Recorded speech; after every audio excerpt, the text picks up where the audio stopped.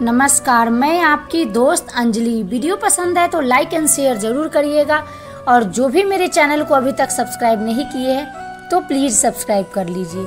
और भी किसी टॉपिक पर आपको वीडियो चाहिए तो प्लीज़ मुझे कमेंट करें। आज का टॉपिक है अंगद रावण के दरबार पहुंचा।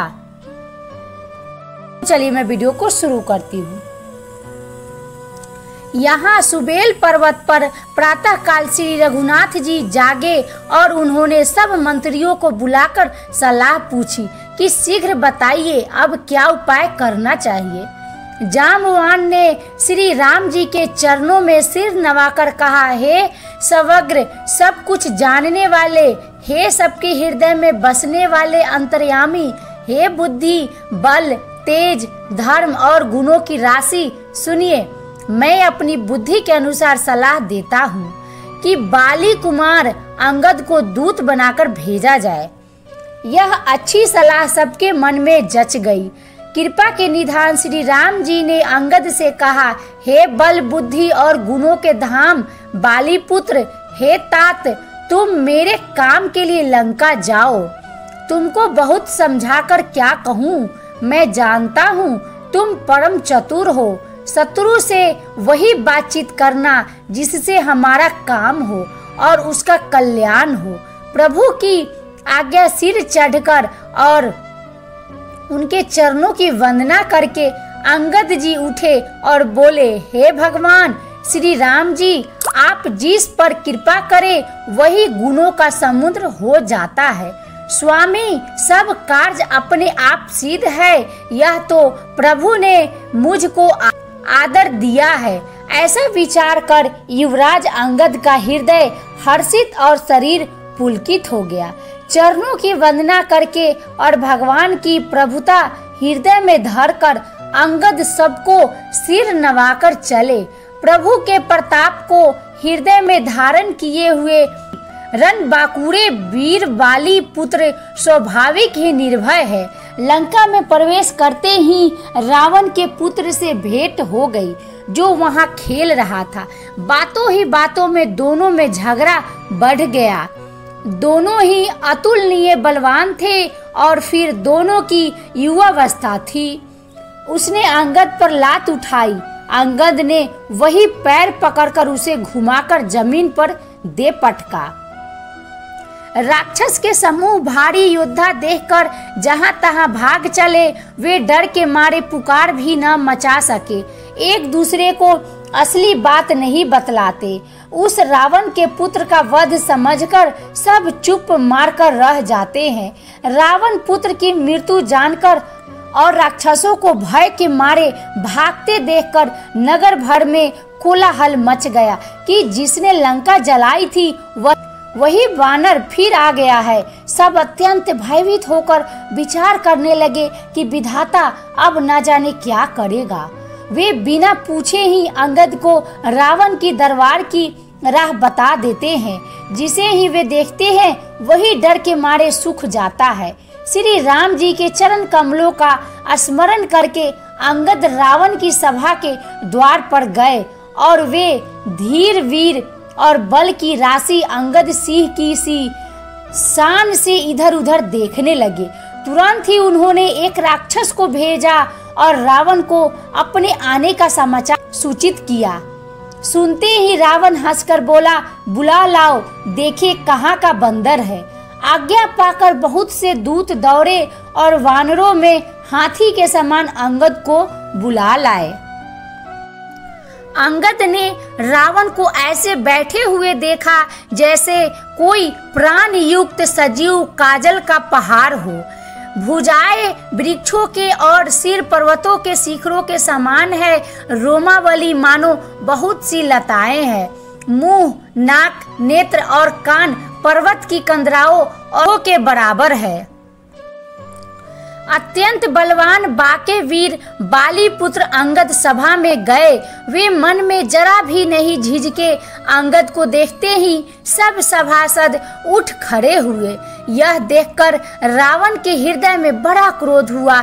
जैसे मतवाले हाथियों के झुंड में सिंह चला जाता है। वैसे ही श्री राम जी के प्रताप का हृदय में स्मरण करके वे सभा में सिर नवाकर बैठ गए। रावण ने कहा, अरे बंदर,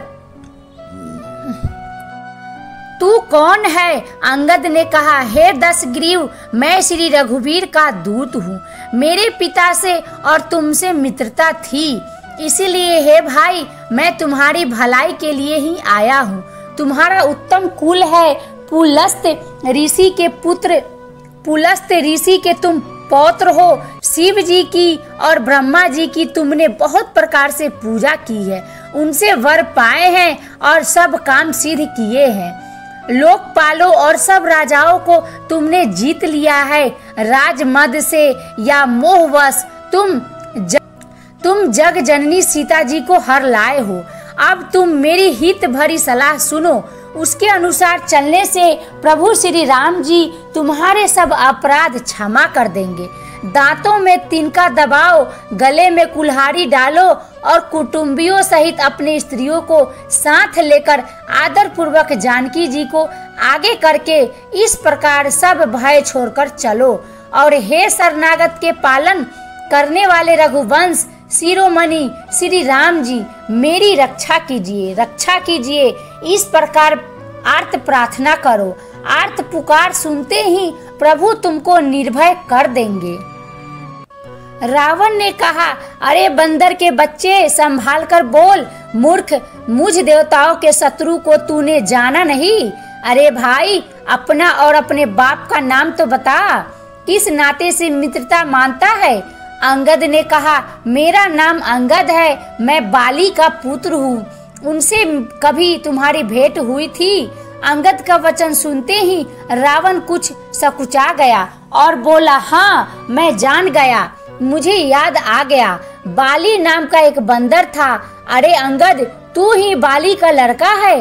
अरे कुलनाशक, तू तो अपने कुलपति बांस के लिए अग्नि रूप ही पैदा हुआ। तू तो अपने कुलपति वंश के लिए अग्नि रूप ही पैदा हुआ। गर्भ में ही क्यों न नष्ट हो गया तू? व्यर्थ ही पैदा हुआ, जो अपने ही मुंह से तपस्वियों का दूत कहलाया। अब बाली की कुशल तो बता, वह आजकल कहाँ है?